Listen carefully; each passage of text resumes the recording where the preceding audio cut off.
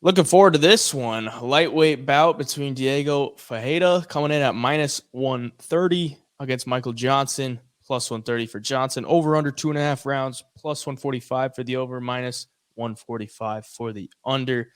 Both guys 2-3 in their last five, but this one should be a banger. 38 years old for Diego Ferreira and 36 years old for Michael Johnson. Both guys have been around the block. What are you liking in this one? And all looking at the card, I was like, oh my God, this is a great spot for Michael Johnson. Ferreira coming off of 2 KO losses, Gregor Gillespie and Mateusz Gamrot, and Michael Johnson can crack. We saw it in his last fight. I mean, against Malarkey, both guys knocked each other down in that first round. But Johnson's always been a gamer, and he goes out there and he swings. But then I'm like, well, man, Diego thrives on the ground and he's got good submissions. And Michael Johnson has been submitted 9 times in his professional career. So I'm like, man, maybe I should second guess that. So it's one of those fights, man. Like if it plays out on the feet, both guys have the knockout power. Johnson gets hit, but I mean, when he finds a chin, he might be the only guy to really have Habib Nurmagomedov in some trouble. I mean, the dude can find the chin; he can crack. But on the other side, man, Diego can too. And if he gets the fight to the ground, I think Johnson could be in some trouble here. So right now, what the odds? What are the odds again on this one on BetOpenly? Minus 130 for Ferreira and plus 130 for Johnson.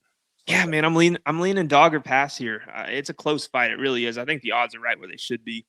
But I'm gonna rock with the power and the accuracy here, and just hope this fight stays on the feet. Johnson can kind of use that length and find some big shots. But yeah, it's a tough one to call, man. What are you thinking?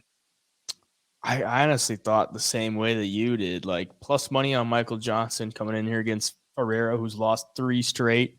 I was like, it's got to be a no brainer. Michael Johnson plus money against a guy who's trending downward. And Michael Johnson just got a win against JKC. And then the split decision loss to Malarkey, which a lot of people think he won. And then he had a knockout win against Alan Patrick. So he could be rocking a 3-fight win streak coming into this one.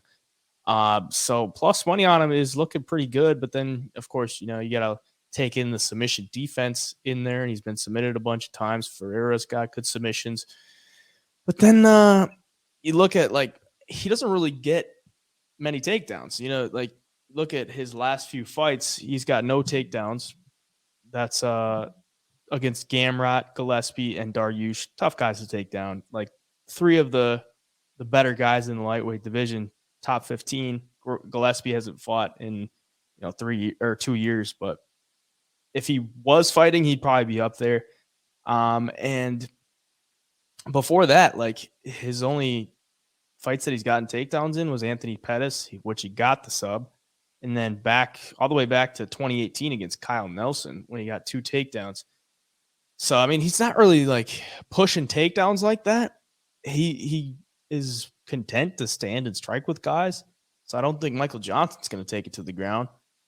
I got to lean, dog or pass, kind of same with you. And he's been more active. Diego Ferreira hasn't fought in over a year. So, yeah, I'm going to go with the dog in this one and hope he can stay hot. It's kind of like a little small resurgence to his career because, like I said, he could be coming in with a 3-fight win streak. Just got a big win as a dog against Mark Jacasey. So I'll rock with him. Yeah. And man, when I saw Diego was on this card, I was praying they'd put him with another grappler.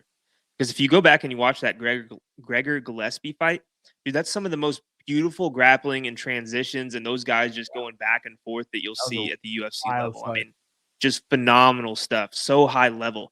So, but on the feet too. I mean, this could be a banger, man. This could be a sleeper fight of the night potentially. Yeah. I'm super excited for it. It looked like Ferreira gassed out against Gillespie because he came in there overweight, and that was fight of the night. It was a super good fight, but it looked like he just kind of gassed out and got put out.